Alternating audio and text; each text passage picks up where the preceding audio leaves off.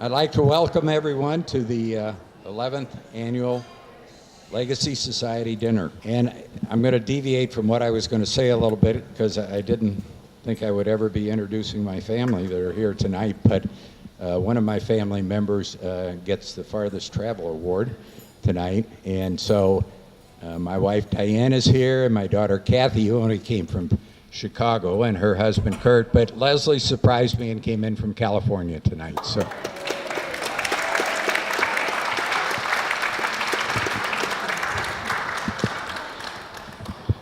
The Legacy Society has two primary purposes.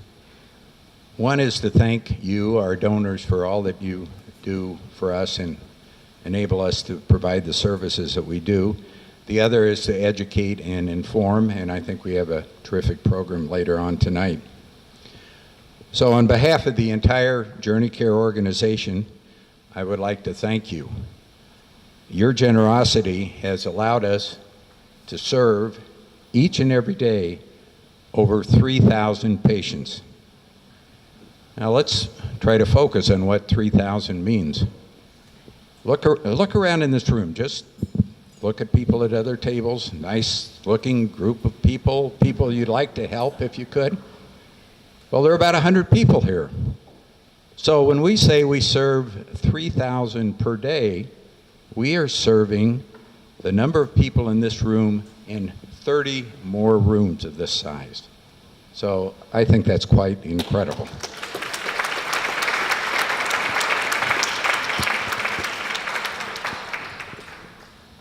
And I'll take just a moment to give you a breakdown of the 3,000 people we serve. About 1,300 of those are in adult hospice, which includes the inpatient units. Again, think about that, 13 rooms of this size of people who are suffering a terminal illness and need our help in dealing with that, and their families need our help. There are about 900 people every day in palliative care, for which we receive minimal reimbursement. There are, sadly, about 130 per day in pediatric hospice, where we receive minimal or no reimbursement because they aren't covered by insurance often, or their insurance has run out. And we have roughly 800 to 1,000 family members a day in our bereavement program. Again, we receive no reimbursement for that. So the point I'm making here is that for services to over half of our patient population, we don't receive any reimbursement, or we receive minimal reimbursement. And so how do we do this? Because of what all of you do. And we want to show our profound gratitude for that. Before I introduce Joe Maddie, the president of the JourneyCare Foundation, I'd like to just cover one other item. As I said before, this is the 11th dinner. And when the Legacy Society was formed 11 years ago, Diane and I were greatly honored to have our names associated with the Legacy Society. But I have to tell you frankly, we were always a little uneasy about that, because there were so many people at Midwest, which is where it was formed, that had left wonderful legacies of service, vision, financial support, leadership. And now that we've brought together three wonderful organizations, we have just that many more people who have left wonderful legacies like that. So we've talked about this, and we've decided that it is really important to broaden the inclusiveness of the Legacy Society in all respects, and to include everybody that's created such a legacy, including all of you. So we're going to change the name of the Legacy Society going forward. We're not sure exactly what we're going to name it at this point. I will say that one of the leading names that we're considering is excuse me, Cicely Saunders, who was really the founder of the first modern hospice facility in London in 1967, and that's wholly appropriate if you believe in 50-year anniversaries. So that's, and she was also instrumental in working with doctors in the United States to bring hospice, palliative care, pain control, and the whole holistic way of dealing with these problems to the United States. So, but we haven't finalized on that. If any of you have any suggestions, why, let me know. So we've come a long way in 50 years since Cicely Tyson founded I'd say that, Cicely Saunders. All right, I got through almost the whole thing. Cicely Saunders, Dame Cicely Saunders even. So we've come a long way in 50 years. And thank you again for your support of JourneyCare and the Legacy Society. And Diane and I look forward to attending many more Legacy Society events with all of you. And now I'd like to introduce Joe Maddie, President of JourneyCare Foundation. Joe?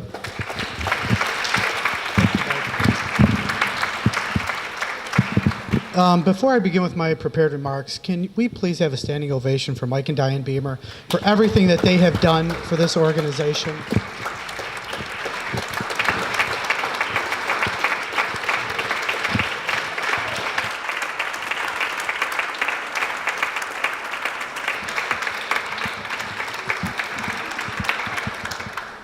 There is not a more gracious couple that I've worked with in my 20 years of philanthropy. And over the last, I would say, 5-6 months, I've kept a lot of secrets from Mike and Diane. One, we knew that their daughter was flying in from California, so Mike kept wanting to know what his seating table was like, and I was like, Mike, please just don't ask. You're going to have people at your table. Then we're partnering with his other daughter to promote JourneyCare throughout the Chicagoland area, and Mike said, you know, I'm near my end of my career. The last thing I want is a compliance finding because of a paperwork we didn't file. I said, Mike, we're good on that too. What they have meant to this organization is very similar to what you mean to this organization. Tonight, for many of us, this time of year means college football and homecoming on many of our college campuses. Tonight's kind of that night for us. If you think about it, the people in this room had the vision to start JourneyCare today. The people in this room had the courage to be able to say, we're going to make sure that we always say yes to our patients and their families. And for the people in this room that are here tonight, it's about you. Thank you. And tonight we're blessed to have you in this room, and we're also blessed to have our CEO of the agency, Ms. Sarah Beals. So Sarah, if you can please stand up. So this might be the last time you're going to hear the name Sarah Beals, because next week is her wedding, and her fiance Dave is sitting next to him. So I just want you to know that in the foundation staff, we've already had all the name tags. We're like, okay, we're changing the name from Beals on this date. We're going to do this. We're not going to mess this up. So it's exciting to have growth in this organization. And again, what we want to do tonight is say thank you. Because many of you know that we don't say no to our patients, and they have the opportunity to be a part of one of the most complete hospice programs in the country. What does that mean? We were kind of talking about this earlier. We have a pediatrics program. We have a bereavement program. We have counseling. We have inpatient centers. We serve 10 counties throughout the Chicagoland area. And if you think about what Mike just said, picture what 3,000 people would look like in a football stadium, think about the 10 counties of northern Illinois, one of the most densely populated areas in the country, and we're the largest palliative and nonprofit hospice in the country. And it's because of the vision you had. So again, thank you very much for your support of JourneyCare. Before we go to, we start calling tables for dinner, I just want to acknowledge the board members that are here from both the foundation, the agency, and the executive team of the agency. If you can please stand or raise your hand to be acknowledged, because without your leadership and support, we also would not be here today. So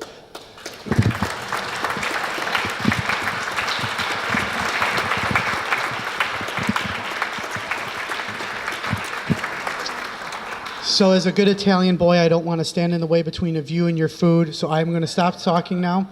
After dinner, we're going to have a great program, moderated first by Dr. Vendor, and then our speakers. So one, enjoy the hospitality and the conversation at your tables, and two, thank you for what you have done for JourneyCare.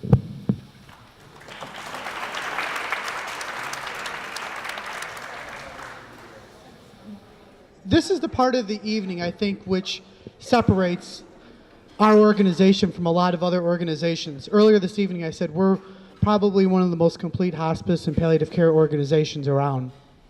And it's because of events like this and what we're going to be taking part of for the next 25, 30 minutes.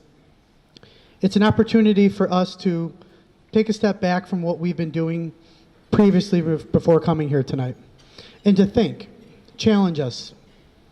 And to kind of kick us off, there's no other person, especially in this area, to start this program than Dr. Vendor.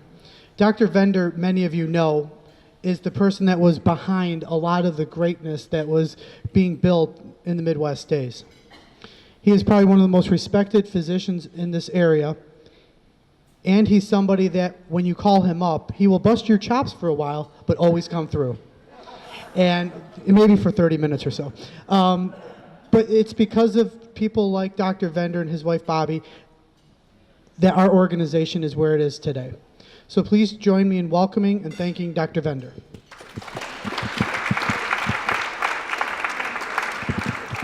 Well, first of all, Joe got me in big trouble because it's not Dr. Vendor and Bobby. It's Jeff and Mrs. Vendor. And anybody who knows my marital situation knows the validity of that statement. Exactly. I'm a little bit concerned. I'm not good at public speaking. I'm not very good at public speaking, and I'm intimidated by it. But having said that, you know, I don't know what was going through the air today, but I was 5 minutes from this place. I came separate from my wife because I was told by Ann, get her at 5:45. I did get her at 4:48. And I get a phone call in the car. It's my wife. And she says, Jeff, do not have a drink before you speak tonight. No more does she say that than Dude Bobian says to me, unknowingly, I don't like to drink before I speak. I want to assure him I did not have a drink. I had several. So we're in good shape. You know, Joe alluded to being involved with this organization. I have to humbly say there are a number of faces, I will not mention their names, here tonight, none more important than Mike and Diane, and the legacy. And by the way, Mike, the Jeff Vendor, you know, I've got a shallow kind of ego, low self-esteem. You know, I've been beaten down at home for years. The Jeff Vendor kind of legacy thing could work for me. But having said that, there are a number of faces here that have been involved with this organization for many, many years from its inception in Evanston. I'm a newbie. I came along in 2001 because Ann dragged me into this. Ann Rossiter dragged me into this. She dragged me into tonight, too, on a Cubs night. We'll come back to that in a second. But I would be remiss, when I got involved, there were two other substantial players who had much more commitment, much more engagement, and much more success at building this building than me. And one of them's here tonight, Gloria Ranella. And I want to thank Gloria.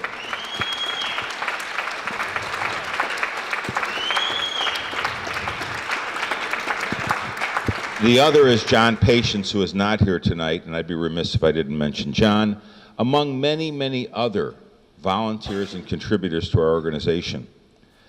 Tonight's a special night, and Mike alluded to the fact it's the Mike and Diane Beemer legacy. They want to change the name, and that's admirable, and I understand it. And I think everybody should look at our signage here. Forget the fact it says JourneyCare. This is what this organization's about. This is why I'm here tonight. I don't have to sell it to most of you, but we have to continually sell it to our community. Most of you who are here tonight are long-term supporters of what we've done. And when I say we, it's the global we. It's not what I've done, it's what they've done. But we are long-term committed individuals to what this is all about. I went to work this morning. It's hard to believe I'm still working, but it's the truth. And there was a case going very early this morning, and it bothered me a lot.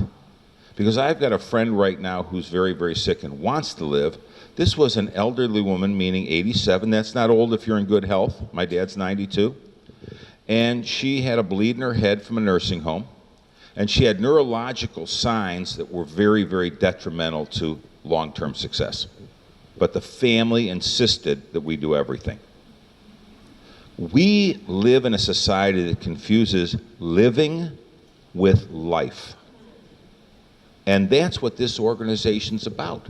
It's about redefining world-class care when you need it at the right times in your life. Whether you're a child, which is the unfortunate part of this organization, and you heard about the pediatric side of the group, that's just not fathomable for me to think about. Or as we all age up and find a day in our lives where we might need care, but it's a different kind of care. It's not a care, it's not about cure, it's about quality. It's about how you live while you're living. It's how your family deals with the issues that they have to deal with.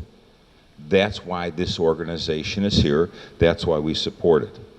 On a personal basis, anybody who would come here tonight with the Cubs playing, and by the way, I'm a Blackhawks fan and they're playing tonight too. I'm a huge Blackhawks fan. So we're all suffering in one way or another. But if they both win, we'll be happy we're here. We're really not here about my comments. We're all committed to the organization.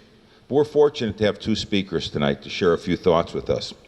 And the best part of this is I knew if I had a couple drinks, I might call Stephanie Susan. I had this great desire to refer to her as Susan. Her real name is Stephanie. One of the things that is unbelievable about this organization, but also very sad, is we make friends the hard way. We make friends when somebody goes through an unfortunate event. We meet new people. And that is Stephanie Lee Emmerich. She's here tonight with her husband, Jeff, who coincidentally is in an affiliated kind of business because he does home care. And if you think about home care and you think about the future of medicine, nursing homes are going out. They're going out. It's too expensive a way to deal with problems. You know, I love senior citizen facilities. I think they're great. But home care, palliative care, hospice make a lot of sense for where we are going in the future. Now, the hard part about having Stephanie here tonight is this past spring, her sister, Karen Miller, 53 years old, was cared for in our facility in her final few weeks of life. She was also a 5-year volunteer, and I told Stephanie if I forgot to say that, she would say it for me. And she was Stephanie's best friend, and Stephanie lived through the whole experience with her. And the fact she's willing to speak to us tonight says something about what we are doing here and why we are doing it. Professionally, interestingly, Stephanie has been in the customer service business, initially starting as a front desk VIP person at the Drake Hotel here in Chicago, but then taking it to a whole new level about service and support because she had the genetic gene pool from her grandfather who actually owned a hotel down by Disney World in the Florida area. She founded Service Speaks to teach all about service. And if you think about what JourneyCare is, we're not going to cure anyone here. Our job is not about cure. Our job is about quality of life. And isn't that a service? Her mantra is, be my guest. I usually never use notes, but introducing somebody I never met, I thought it was important. And she develops a service culture, which I think everybody, every organization can benefit from every day, including ours. We can do better at what we do every day, although we are somewhat financially compromised. That has nothing to do with the heart and the spirit that we bring to the job every day in a very difficult situation. She distinguished herself by going on and getting a degree, so to speak, what we would call the gold key, the master's. And she gave me the exact language of it. It's Les Clés d'Or Concierge. How did I do? Thank you, thank you. And is now the past president of the National Customer Association of Chicago, which she founded. Her goal is basically about blending hospitality with the more serious side of business. And when you think about what we do, end of life's a pretty serious side of business. So with no further ado, not Susan, but Stephanie, thank you very much. Thank you, Dr. Bender. Good evening. Home. Home. That word reminds us of comfort, surrounded by love, of which we are familiar, what we appreciate, and what we treasure. Home. Our 3 weeks, it's even hard for me to think it was 3 weeks, experience at JourneyCare here at Glenview became our home. It also turned my head and my heart as a longtime hospitality professional and educator. You see, behind the scenes, 5-star hotels, we have all these mantra, if you have time to lean, you have time to clean, all these fabulous acronyms and missions and lovely, these are amazing, by the way. And 5-star hotels rely on the tenets of service, and something that hospice taught me, which I knew nothing about until May 25th of this year. Absolutely nothing. And the journey that it has taken me on is, there aren't words, but I'm going to give you some words. The 5-star hotels rely on elements of guest service gold. They make challenges unchallenging for our guests. These key values seem to be everywhere through our family's involvement with JourneyCare, especially initiative and authenticity. Initiative and authenticity. I think you'll agree. The spirit of service permeated our interactions with staff and team members for 3 solid weeks. There was no let-up. It wasn't just half of a day. We had 40 to 60 guests per day. I felt like I was a cross between a social cruise director on the Titanic, or I also felt like it was showtime because our family was on show. People came from all over, you can relate. 40 to 60 guests a day. A quick story. My sister Karen's son was to be married in Colorado. Seeing that Karen passing away may happen before that very special occasion brought to light, we need to get all of us together. My what-if question about possibly having a commitment ceremony, just think, with Karen present turned into a magical experience for our family. Judy, the RN and receptionist at the Marshack Pavilion, I call her Saint Judy, allowed her to use her authentic initiative to allow our use of the meditation room, a room that I wrote in. My handwriting's all over that journal. You're welcome to read into my diary. And I put a rock from the bowl into the other bowl every single day. The walk and the ease and grace that we were allowed to experience here, I had no idea what was happening. It was just happening, and that is from the heart. So Judy, with great ease, Saint Judy, and without hesitation, reserved the space and enthusiastically embraced what would become a milestone event for our family. We had a wedding, we had a commitment ceremony. An officiant came in, and there were 30 of us who had never been able to gather were we in any other setting on a late Friday, June afternoon. Judy's warm engagement and commitment to that service was evident from the start. And I don't mean to single out one individual. I just am highlighting her for the moment. The pictures backdropped by the gorgeous outdoor garden, lush in panorama, now show that our experience is permanent. It's my tattoo. I will always remember those moments because of JourneyCare, that we sat together and that Karen was with us, vibrant and without pain. And when the most athletic, spiritually and mentally fit individual you know of your life, and your 50-plus-year-old, 1 year and 2 days younger, sister is the reason that you're doing this. You have no choice but to honor the whole process with grace. Why were we here? I had driven past here to get gas at Costco hundreds of times.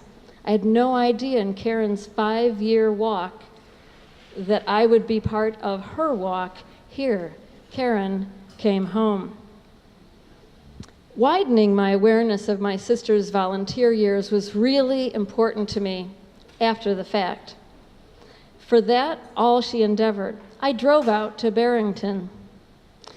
There, after a tranquil moment in the gazebo, looking at the sculpture garden, everything that took on the lush garden there, and strolling through the garden, I had an equal sense of service.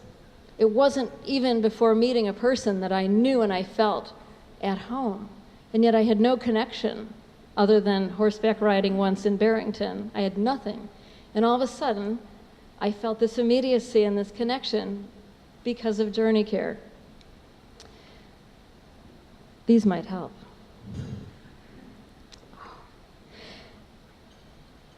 I met the receptionist who immediately seemed like an old friend. I learned later it was her first day. I hope she's still there. Embracing my interest, took the time to give me a tour, indoor, outdoor, as if I was the only person on the planet, described the beautiful mural behind her desk and how it equated with the gardens behind and the birds in the picture. She figured out I loved art, authentic and intuitive. It reeled me in a consistency that I experienced and our family did here in Glenview. In hospitality, this is what we call moments of truth. Expecting the unexpected, promoting that every single interaction builds toward a sense of positivity, creating an indelible guest experience, indelible, permanent, unlike that which was changing all around us every day in 23 weeks, 23, it felt like it in some days.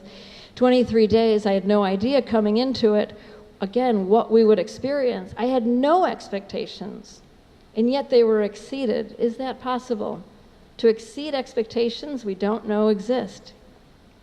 The way it is done indelibly at the Ritz, the Drake, the Peninsula, from my standpoint, I have a high standard. You do too. Seemingly effortless, small and large, heartfelt touches that promoted our family connection, which again is permanent. For this and for numerous other reasons, I'm personally grateful to JourneyCare and to each of you for guiding the path of enriching lives through expert and compassionate care. I love you and I don't even know you.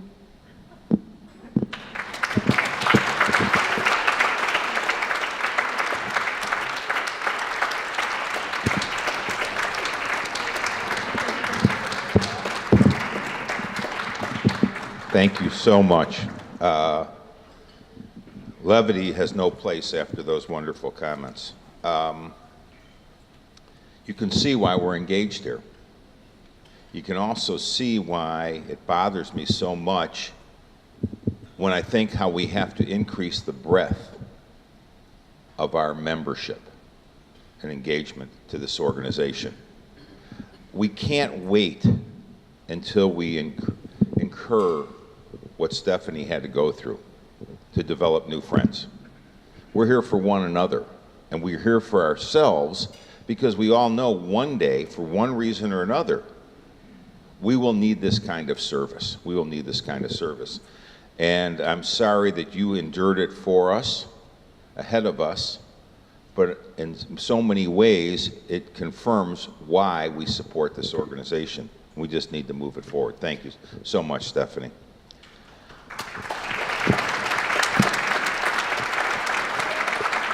Our next speaker might need an introduction to some of you, but doesn't need an introduction to me.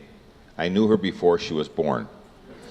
I knew her when she was born as Laura Bales, actually a couple months older than my youngest. We share one thing very in common, it's a PIA, And if any of you know what a PIA is, it's pain in the ass, and I won't refer to who I'm talking about. We share that in common. Long before tonight, today called Lola Wright, Reverend Lola Wright, Lola was a volunteer to this organization for many, many years. She began studying, though, at the Bodhi Spiritual School in 2005. She basically changed career paths after becoming a mother and other things to seek enthusiastically a new career that would impact people spiritually, and began to take classes over the next several years where she met her husband Nathan, who's with us tonight, and in 2007 transformed who she is today to being Lola Wright. She completed her studies and training at the Emerson Theological Institute and now serves as a licensed minister with the Centers for Spiritual Living. Lola, along the way, studied with many, many influential people in the domain that she has taken on. And basically is a facilitator today of what they call the 15 commitments of conscious leadership to impact positive and social change and in a loving and just global society. Now, if you think about when you turn on the news every day and you think about the words a loving and just global society, her work's really cut out for her. That's all I can say. She came from a financial background initially and then transitioned to this spiritual quest, which she has done so well with her commitment and her dedication, her perseverance, her joyful and infectious spirit, and a clear-cut devotion to authentic communication that powerfully can impact every one of us every day. I know what a loving wife and mother she is, the fabulous daughter that she is, and the great person she has become. So with that, I give you Lola Wright, Reverend Lola Wright.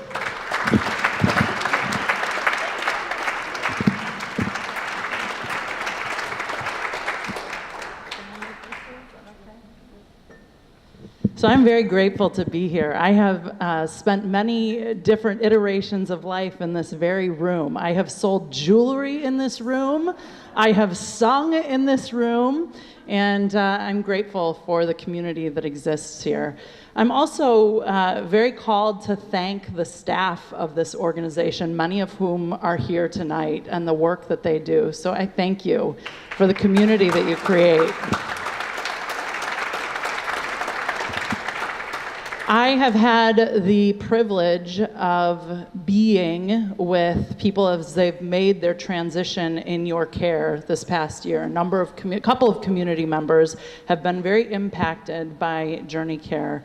And I have a little bit of a different perspective on the experience of death and dying. It is always challenging for the people who are left behind, but I think what this organization does so incredibly well is while it's only a 50-year-old movement, it is the keeper of a great sacred tradition of honoring death and dying in a most sacred way. So I honor those of you who are here because I think that we are on this planet at this time in history as the people that are hospicing the demise of systems and structures that no longer serve humanity.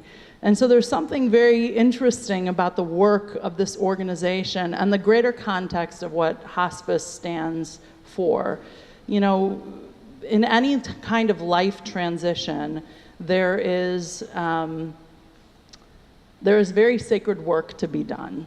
So I encourage you to stay. I am encouraged by where we are on the planet at this time. Despite the craziness that's on the news, I actually think that sometimes something has to die for something new to be born. And we're seeing that in our society, and I think that that's okay. So, the work that your executive team has been doing here is this work of the 15 commitments. And I want to share a little bit about that body of work because I'm intimately familiar with it. And I want to share with you how I think it's related to JourneyCare. The concept of the 15 commitments that your executive team has been studying here is based on a binary construct. And the construct is based on living above the line or living below the line. And if you're living above the line, you have a disposition or an orientation on the planet that is open and interested in learning. If you're living below the line, you have an orientation that is closed and defensive. So you could look at many of our media outlets and you could ask yourself, would we say that our media outlets are living above the line or below the line? We could probably agree that they're primarily living below the line in a closed, defensive construct. You could also think about your marriage, and you could ask yourself, do I show up in my marriage above the line, being open and interested, or do I show up in my marriage below the line, being closed and defensive? The primary orientation for human beings is to be closed and defensive. We're actually neurologically designed to be in a survival state. The exciting part of where we are in history at this time is very few of us are actually in a survival state. So the opportunity exists to elevate ourselves into a higher part of the brain and to move on the planet with a greater openness and curiosity. The first two commitments that are focused on in the book, The 15 Commitments of Conscious Leadership, which your executive team has been studying this year, are radical responsibility and curiosity. And I think that those are two incredible values that this organization stands for. You are doing work that is not essential, many would say. You're doing work that requires radical responsibility. There are systems in place that can do the bare minimum. But that's not what this organization stands to be about. This organization stands to be about radical responsibility. You are influencers in the places and spaces that you frequent. There are an infinite number of places that you could allocate your resources. And you have chosen to give them here and take radical responsibility for one of the most sacred times in someone's life, that time of transition. So when we think about radical responsibility, the alternative to that would be blame and criticism.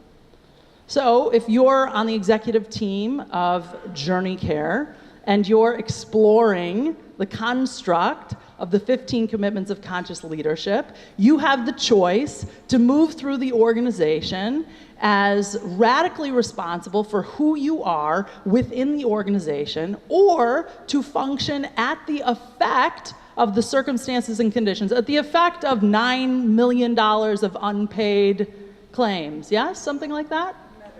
Yeah, so you could be at the effect of that, and it could impact your day-to-day being.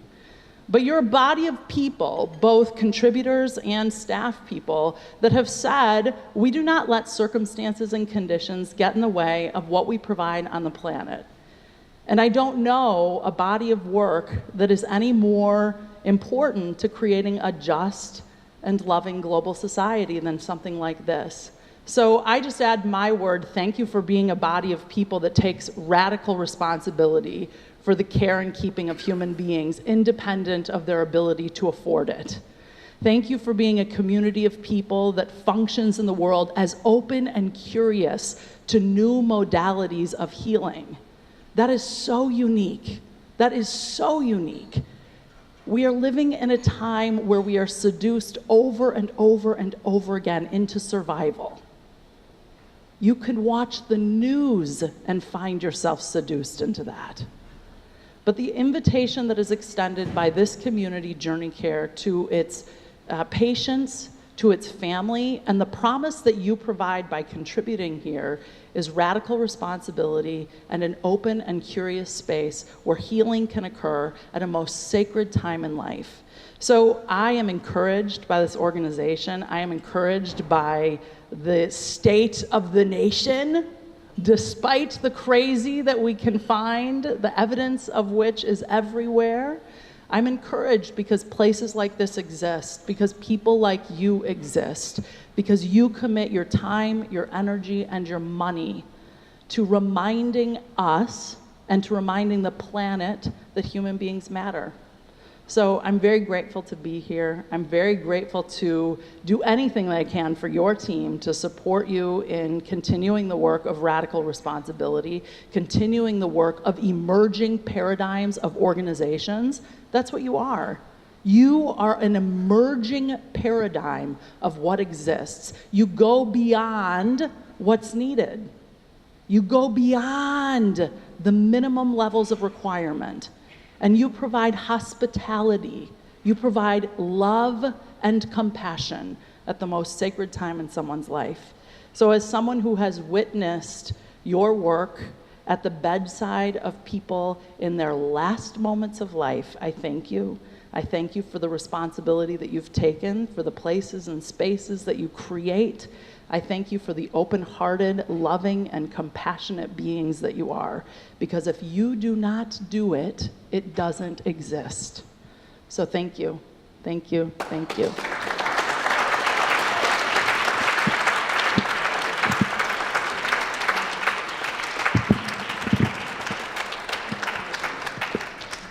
So, my closing thoughts. Over the last couple of years, we've been talking about how the merger gave us this size. And that we can say the numbers, 5th largest here, 3rd largest here, Midwest country. But what you're witnessing tonight is an organization that is once again taking that leap of faith and saying, we will be the leaders. The donors in this room, you challenge us. The executive team, our CEO, you challenge us. The team in here, we challenge each other. And why are we doing it? We're doing it because of the patients that are right behind me in that building in the Marshak Family Pavilion. We're doing it because there are nurses tonight that are at the bedside of our patients. There's a social worker holding the hand of a person that just lost their spouse. That's why we are here. You are challenging us to be better, and you are challenging us to always say yes.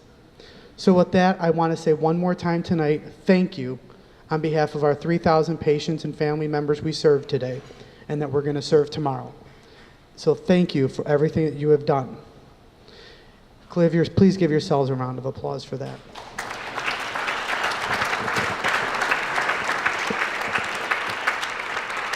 The 2 last things I will talk about. One, we do have an event coming up in Chicago, our Glitz and Gatsby event. It is on your table. We're gearing it towards our younger philanthropists, so everybody in this room qualifies for that. And the one last thing I want to acknowledge, we've talked a lot about the people who helped us get here. Many of you don't know that we have Jackie Holland here tonight. Jackie, can you stand or raise your hand?